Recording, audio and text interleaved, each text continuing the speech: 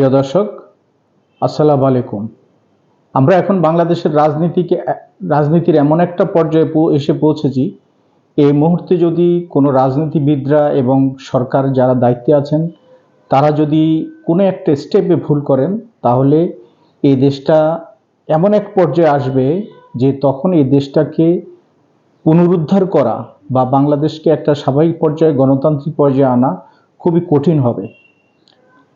তা আমি সকল রাজনীতিবিদ এবং সরকারকে বলবো, যে পর্যায়ে আপনারা এখন যাচ্ছেন আপনাদেরকে অবশ্যই বুঝে শুনে তারপর সিদ্ধান্ত নিতে হবে। আমরা দেখেছি সরকার যে একটা ভুল করেছেন, সেটা এখনো বলতে চাই না যে সরকার ইন্টেনশনালি করেছেন, কারো হয়তো চাপে করেছেন। যে জুলাই সনদ 17ই অক্টোবর যখন জনসমক্ষে সই হয়েছিল, তখন জুলাই সনদ ছিল একরকম, এবং এখন যেটা 28শে অক্টোবরে গিয়ে প্রধান উপদেষ্টার কাছে যেটা সাবমিট করা হয়েছে, সেটা আবার একটু ডিফারেন্ট, পরিমার্জিত বলেন আর পরিবর্তিত বলেন, যেটা একদম অনাকাঙ্ক্ষিত। নৈতিকতা হচ্ছে যখন আপনি সই করেছেন, যে মুহূর্তে সই করেছেন তখন যে পর্যায়ে ছিল সেটাই সেই পর্যায়ে আপনাকে রাখতে হবে। এখন শুনতে পাচ্ছি অনেকে বলছেন যে আপনারা কাবিননামা সই করেছেন, এখন সংসার করতেই হবে। এখন আমার যদি একটা আলাদা কাবিননামা সই নিয়ে যদি অন্য একটা কাবিননামা দেখায়, যদি বলে যে আপনার সঙ্গে এই কন্ডিশন আপনার কাবিনে ছিল, এটা তো অনৈতিক এবং প্রতারণা। সুতরাং যারা এসব বলছেন তারা যে বুঝে শুনে বলছেন বা তাদের যে অতদূর বোঝার মতো জ্ঞান বুদ্ধি আছে, সেটাও আমরা এখনো বিশ্বাস করতে চাই না। কারণ আমরা দেখেছি যারা এসব মন্তব্য করছেন তারা বিগত মাসগুলিতে অনেক রকম মন্তব্য করেছেন, যেটা সাধারণ মানুষ তাদেরকে ওই চোখে দেখেছে। এবং যেহেতু তাদের একটা জুলাই গণঅভ্যুত্থানে একটা উল্লেখযোগ্য ভূমিকা ছিল, সেই জন্য তাদের প্রতি সবার একটা স্নেহ মমতা আছে এবং তাদের প্রতি সবাই তাদেরকে সম্মান দিতে চায়। কিন্তু এই সম্মান তারা কতদিন রাখতে পারবে, এটাই এখন বড় প্রশ্ন হয়ে দাঁড়িয়েছে। তবু আমি বলতে চাই, তাদের কথা বাদই দিলাম, তাদের মধ্যে যেহেতু এখনো রাজনৈতিক ম্যাচুরিটি আসেনি, আমি এই জন্য বলতে চাই যারা বড় রাজনৈতিক দল আছেন, যারা পুরনো রাজনীতিবিদ আছেন এবং সরকার, তাদেরকে দায়িত্ব নিতে হবে। কারণ সরকারের যেটা করেছে এটা অনুচিত হয়েছে।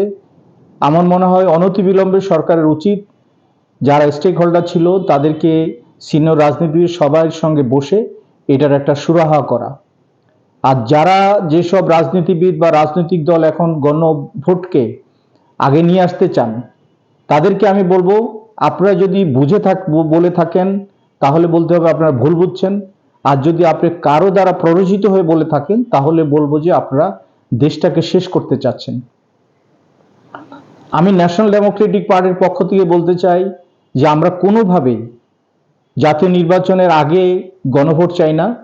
প্রয়োজনে জাতীয় নির্বাচনের দিন গণভোট হবে, কারণ আগে গণভোট যদি আপনি দিতে চান তাহলে এই গণভোটের প্রসিডিউরের জন্য এবং গণভোটের যে একটা কর্মযজ্ঞ আছে সেটার জন্য স্বাভাবিকভাবে 15ই ফেব্রুয়ারির আগে জাতীয় নির্বাচন করা খুব কঠিন হয়ে যাবে এবং একটা বিশৃঙ্খল অবস্থা হবে। এমনও হতে পারে গণভোটে এমন একটা পরিস্থিতি হতে পারে যেটার জন্য স্বাভাবিকভাবে জাতীয় নির্বাচন ওই সময় না হতে পারে। আর যদি জাতীয় নির্বাচন না হয় তাহলে বলতে হবে যে আমরা দেশটাকে একটা ধ্বংসের পথে নিয়ে যাব। সুতরাং যাদের কারো যদি দেশপ্রেম থাকে এবং কেউ যদি সজ্ঞানে সুস্থ মস্তিষ্কে চিন্তা ভাবনা করে থাকেন, তাহলে কেউ হয়তো বলবেন না যে জাতীয় নির্বাচনের আগে গণভোট হোক। আরেকটা বিষয় দাঁড়ায়, যেটা হচ্ছে যে গণভোট এখন হলে কি হবে। আমরা জুলাই জাতীয় সনদে যেটা ইনক্লুড করা হয়েছে, যেগুলি সাংবিধানিক, এগুলি তো অবশ্যই সংসদ পরিবর্তন, যখন সংসদ বসবে সেই সংসদ হওয়ার পরেই সেগুলি অ্যামেন্ডমেন্ট হবে বা প্রয়োজনীয় ব্যবস্থা নেওয়া হবে।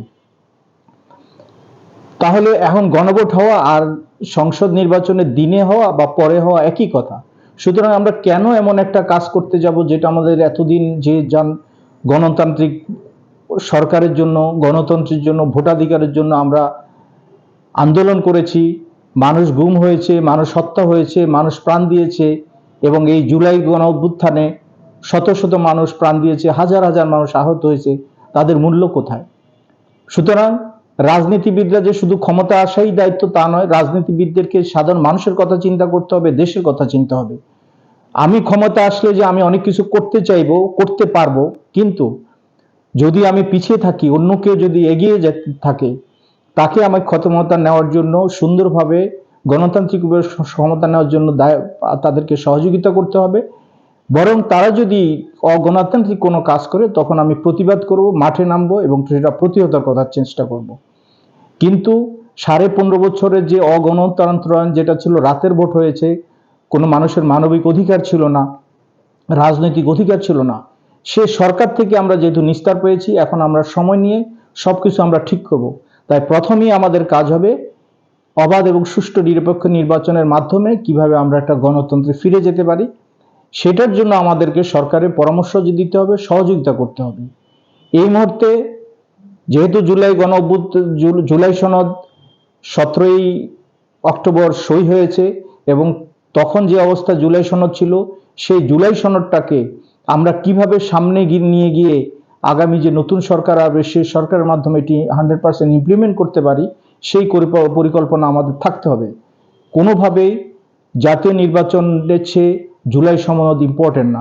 জুলাই সনদ হচ্ছে একটা কমিটমেন্ট, সেটা লিখিত হতে পারে, অলিখিত হতে পারে, সবার সিগনেচার দেওয়া কোনো একটা ডকুমেন্ট হতে পারে, বা কোনো রাজনৈতিক দলের এজেন্ডা ম্যানিফেস্টোতে আসতে পারে।